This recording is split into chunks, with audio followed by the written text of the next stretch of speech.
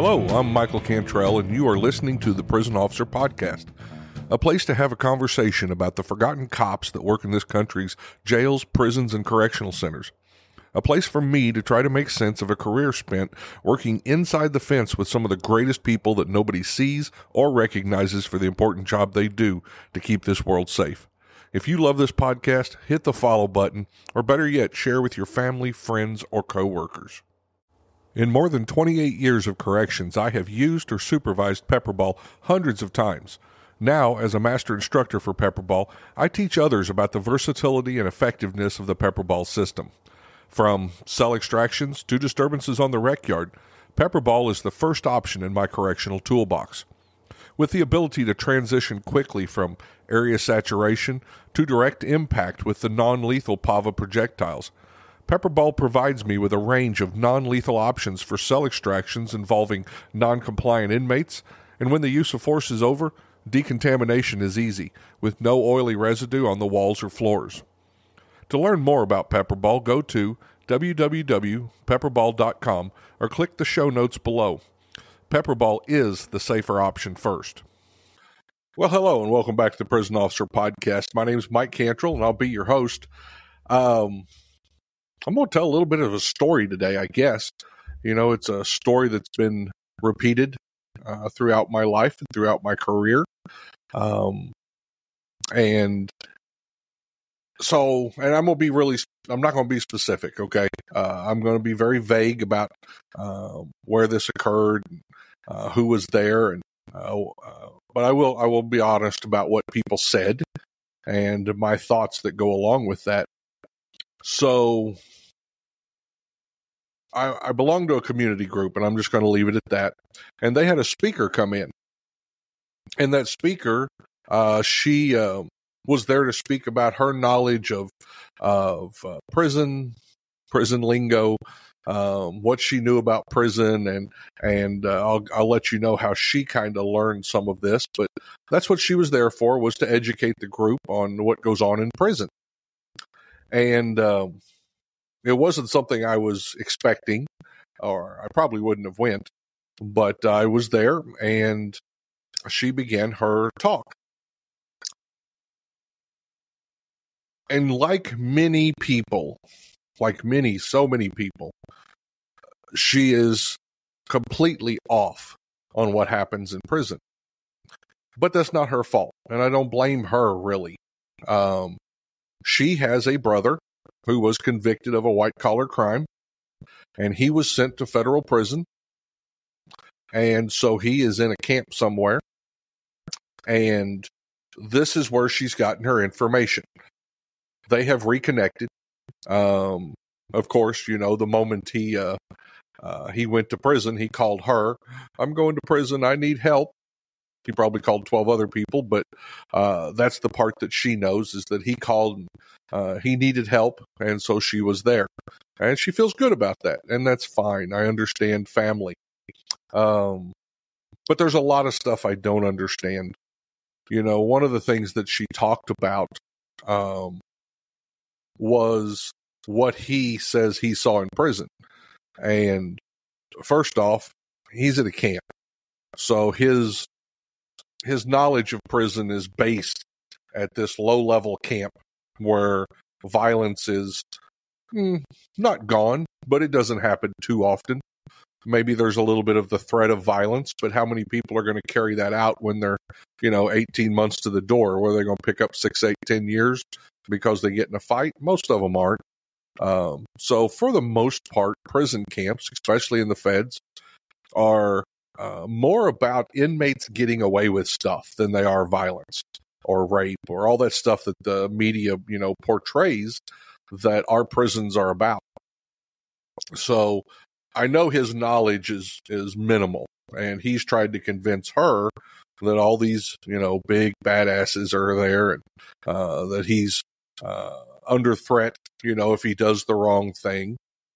But there were a few of the, and I'm just going to call them for what they are, they're lies, the lies that he told her. And you can't blame them totally. I do blame them some.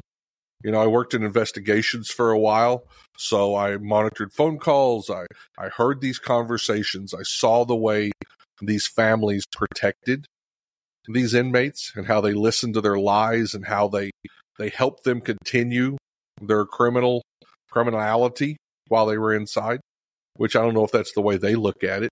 But when they're lying to you, trying to get you to send them money so that they can buy drugs or hooch or whatever on the inside, of course, they've convinced that family member that they need it to buy tennis shoes, food, because they're not fed, which are both lies. You have this family member who doesn't really understand, and this is what they've heard. And these guys are good at it. They're manipulators. The interesting thing I took from her talk is that I don't think she believes she's being manipulated. I don't think she believes that she's being lied to by a person who committed fraud against a bunch of other people. What is fraud? Well, fraud is lying. And lying at that level, however many millions of dollars it was, I forget what she said. There was millions of dollars involved in the fraud. In order to fraud at that level, you have to be a master manipulator. You have to be an amazing liar to do that, right? But yet, when he tells her something on the phone, she believes it. And she believes it wholeheartedly because this is her brother, right? So, and she's not the only person. I've seen this in lots of places. I have a friend who I know had a son go to prison, and this son would call her up and tell her lies. He would tell her, Mom, they won't give us coats in here and it's cold. So she put money on his books so he could buy a coat. Well, if you're one of those people out there, every inmate gets a coat, usually around October 1st, and then they turn it back in somewhere around the 1st of May. This happens every year at every prison I've ever seen or been to, which is a lot. They get coats. They get multiple pairs of socks, multiple pairs of underwear, a few pairs of pants, a few shirts. This is all provided for them. He would call him up and he would tell his mom that he's not getting fed. Oh, they don't feed me here. Our dietary guidelines for prison are set down in stone, and they're looked over by the Department of Health and everybody else. Now, you may not get 3 hamburgers like you want, but you're going to get a full meal 3 times a day. Now, jails, it's a little different, a little more leadway there. I'll give you that on some of those. I saw a jail, it's probably been 20, 30 years ago. It's been 30 years ago that gave out Swanson TV dinners heated up in a microwave 3 meals a day. Now, I agree that's not good, nutritious food, but it's not starving someone either.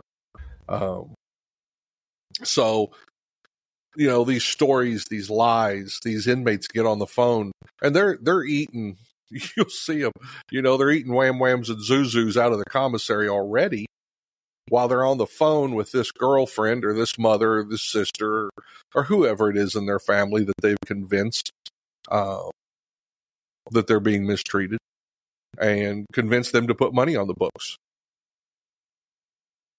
And as an officer, it was always tough because you can't do it. It's not even we're not even allowed to or have the ability to. But so many times I just wanted to cut in on the phone call and say, hold on a second, let me send you a picture of his locker, right? This locker that is full of food. It's stacked to the top with zuzus and wham whams and ramen noodles and cookies and cakes and stolen food from the food service. Lockers full of food, right? And they're on the phone lying to their family, telling them that they don't have nothing, telling them that they're not getting medical care.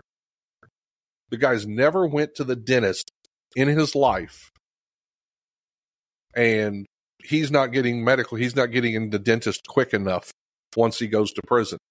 Well, that's not my fault you rotted your teeth out with meth. Get in line. We'll take care of it. Dental is part of health. I agree with that. But the lies that they tell to their families and the public amaze me.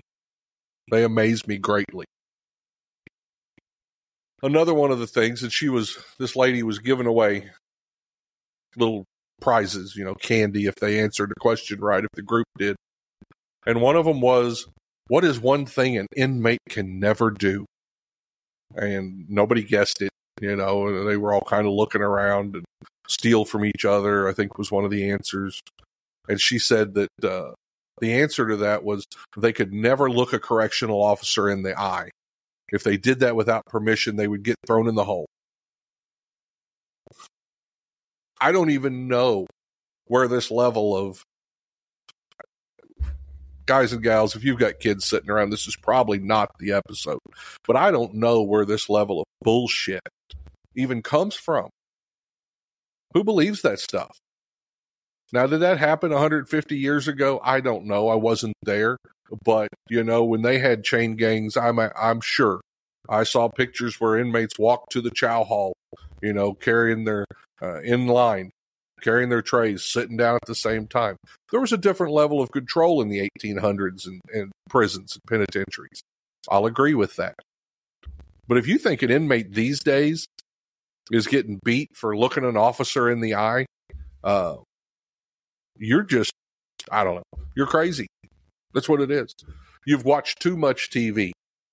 And TV and, oh my God. I don't even know how to go off into this subject, which is the way we're portrayed, in television, movies. It's never good.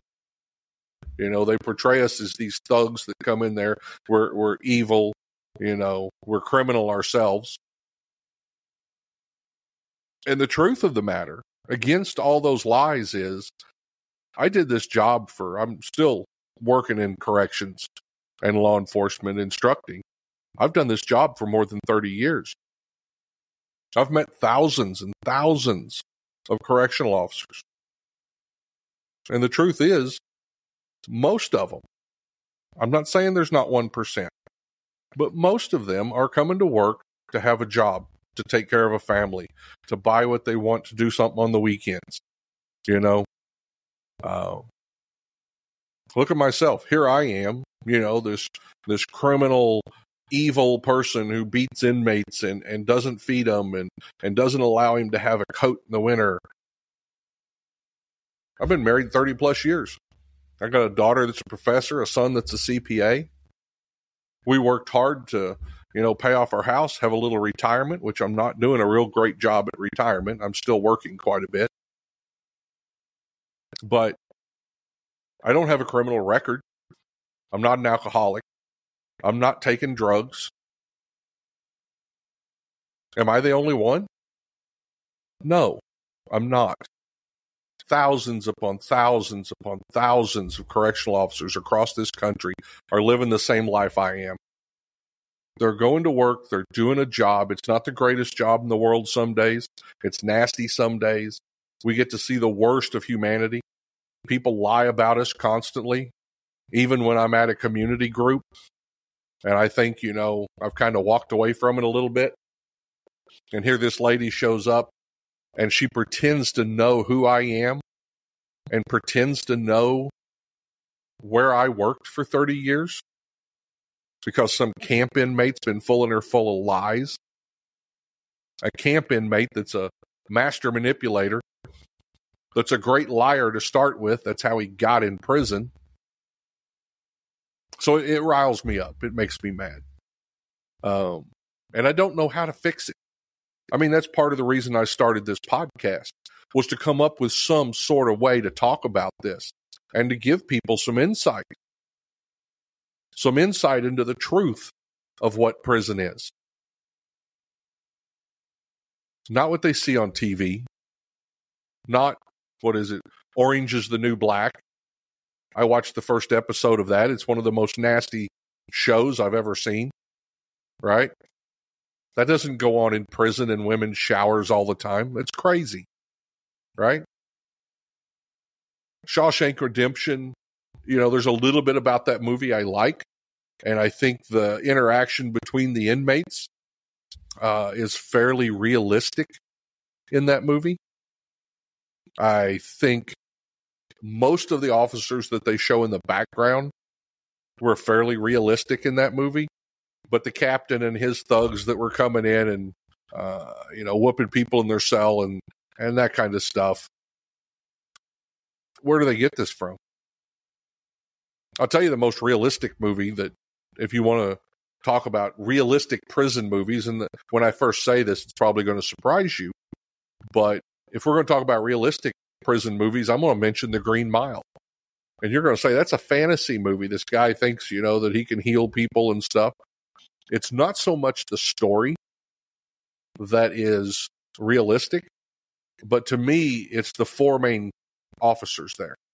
And if you take a look at the four main officers, you see most of the officers I've worked with over the years. Tom Hanks' character is that solid guy who's looking to do the right thing, giving people, what they got coming, not treating them bad, trying to do the best he can, despite everything that's going on in his life at the moment. Behind him, you've got Brutus, he was the quiet guy, large guy. And he was that guy you want in a fight, without a doubt. But Brutus didn't say anything, and he spent most of his time trying to give the inmates what they had coming. Nothing more. He's not going to give them extra, but he's not going to give them less. He's going to give them what they got coming. There was the older guy there, and I don't remember his character's name, but, he was getting closer to retirement. He was very policy-oriented. We can't do this because policy says so. And was very worried about losing his retirement. But still, he wasn't trying to do the wrong thing at all. And then you had the rookie. And if you watch that movie closely, you'll see that rookie, and whoever directed it, I don't remember who, but whoever directed it did a good job. Because that rookie is constantly, if you'll watch him, he's standing behind them watching. He's trying to learn where his place is. And he's looking towards Tom Hanks' character and Brutus and the older guy. He's looking to those guys to see what a good correctional officer does, right? And then, and we all know it, off to the side there, who do you have? You got Percy. And are there Percys that work in corrections? Yes. I've ran into them. There's lots of Percys, but they make up such a small percentage of the good, hardworking correctional officers that are there to do a job for the public. They're there to keep Joe Blow safe in his bed and his family every night. And we don't like Percy. We don't tolerate Percy. I have been more than once into the captain's office. I've been more than once into the warden's office and said, you need to take a look at this officer. This officer's here with a punishment mentality, and that's not what we need. I don't want to work beside him. I don't want to work with him. This isn't who I need working, because those people, they don't just cause trouble for inmates. They cause trouble for me. Most of the problems I've ever had on a shift started the shift before mine, because there was somebody, stirring something up, and then I walk in, and Percy's been making this inmate mad, and that inmate can't get to Percy. So I walk in the door and I'm feeding trays, and guess what? Now I'm getting something thrown at me. I didn't do anything. Percy did. And I understand that, and the officers understand that, and we don't want him working with us. We weed them out as quick as we can. I wonder these days, though, I will say this, I wonder, are the Percys getting weeded out as much? Because corrections is in such a tight scrunch. Are we hiring people that we wouldn't before? We talked to police officer Grayson. I can't remember his name, but he had been through 6 police departments and shot that girl. She was carrying a pot of boiling water, I believe, and he shot her. And people were like, looking at all this stuff. Well, the thing to look at is this guy had 2 DUIs. He's been with 5 other departments who've had problems with him, and somebody else hired him. That didn't happen when we were lined up 100 deep trying to get in the door to get a good job at corrections. I don't know if that's happening now. I hope not. I hope we keep our standards. I know we need the help. I know we need people in this career, but I hope we keep the standards. But back to what I was originally talking about, I kind of veered off there a little bit. I see the lies. I heard the lies. I used to sit in the tower and monitor phone calls. I remember when Clinton was in office, and Leonard Peltier, who is a fairly famous criminal inmate, shot 2 FBI agents back in the, I believe, 1970s. And he's been in jail ever since. And they've been trying to get him out because he's Native American and was part of this group. So he was looking at getting clemency from the president, or getting pardon. And I was listening on the phone call, and I listened to a couple of Hollywood actors who were telling him when he didn't get it, "I'm so sorry you didn't get it. That was horrible. I can't believe they're doing this to you." And it just blows my mind that people listen. That guy walked up and shot 2 FBI agents in the head. Yeah, I'm sorry you didn't get out. I'm sorry you're going to have to do most of your life in prison after you took somebody else's life. Do they care one little iota about the kids or the spouses of those FBI agents? Their lives were changed forever. But we're worried about whether or not this guy gets out of prison. I don't even know how to respond to some of that.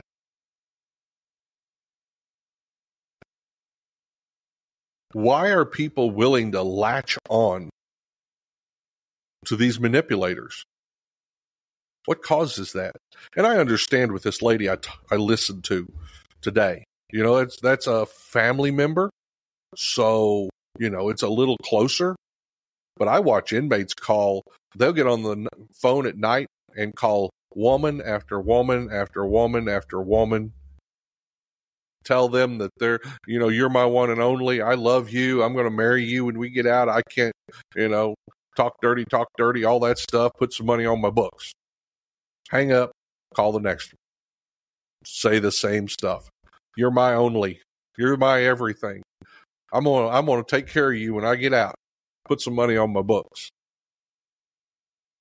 There's guys that have a ton of women who are sending them money like that. They cannot believe. I just have a hard time. They cannot believe that this criminal, this manipulator, is going to come out of prison and change their life. She cannot believe that a man who's frauded people out of $10 million is truthful.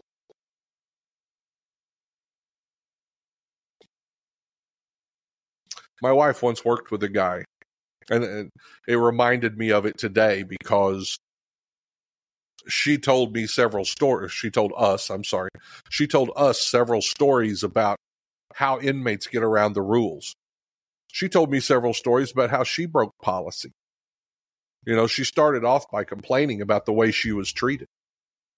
Well, when we go there, they treat us, they make us get searched. They have to go through everything. We can't even wear underwire bras, was what she said. You know why you can't wear underwire bras? Because women will take drugs and they'll hide them on those wires, and that way when it goes off, we can't search it, right? It's a way for them to hide drugs. Visiting rooms every day. The reason we have rules, the reason we do things the way we do, is because we are at battle with these visitors that come in. I have caught a religious volunteer with a space cut in a Bible that they were bringing marijuana into the prison with. I can't tell you the number of visitors I've caught who either put drugs in their private areas and carried them in their mouth. You know, they'll bring them in. And this is the part that nobody talks about to the public. These visitors will bring them in. You know, they'll have them put up inside them. Excuse me, I got to go to the restroom. There's a reason we have two different restrooms, one for visitors, one for inmates. So they can't leave stuff in the restroom for the inmates. But the visitor will get up, go to the restroom. They'll pull the drugs out of themselves, unwrap them, walk back out in the visiting room, sit down, reach into a potato chip bag like they're going to get a chip, or they do get a chip. But while they're doing that, they're dropping drugs in the potato chip bag. So as soon as they do that, the inmate reaches in the potato chip bag, and he'll grab the drugs and a potato chip, put it in his mouth. And now he'll swallow it.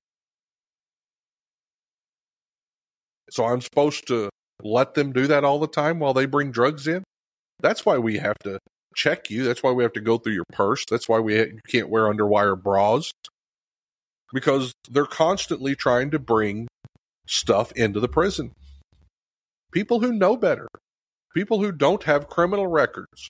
My wife's friend told her that he wore brand new tennis shoes to visiting so that him and his son could switch shoes while he was in there. So that his son would have a good pair of shoes. This wasn't a criminal. This was a good guy that worked hard every day. But he thinks it's okay to go in and break the rules. Because he thinks, I don't know what he thinks. I think he thinks he's helping his son.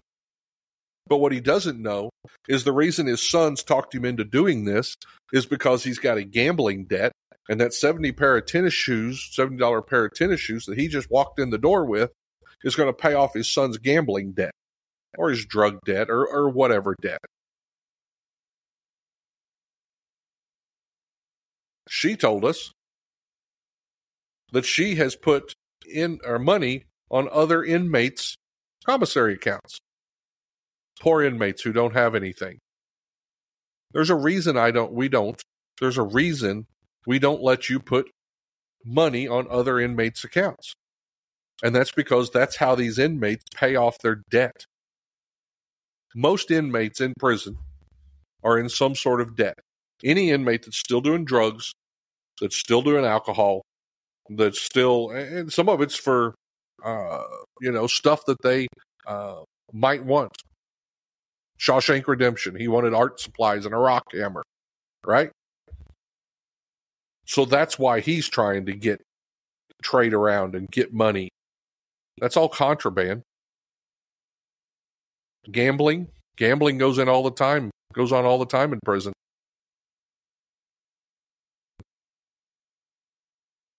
So she skirted the rules by putting money on these other guys' accounts, which is paying off the debt of her brother. But she looks at me like I'm the problem here. She comes in there and talks about prison like I'm the problem. Excuse me. I'm the one who won't let her brother do illegal stuff inside. I'm the one who won't let her go through the metal detector without being searched. I'm the one that put up all these rules. Every rule that we have in prison is because inmates have tried to get around them. They've tried to manipulate the system. And we had to put rules in place. So if you don't like the rules that we have in the visiting room, tell your inmate to quit breaking the rules. Quit bringing your inmates drugs. Quit bringing them tennis shoes. We're not the bad guy here. but that's what I got to listen to today.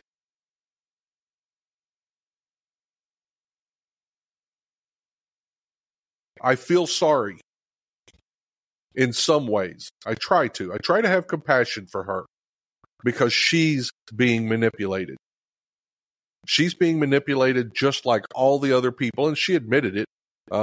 He actually lost some of her money doing his fraudulent schemes.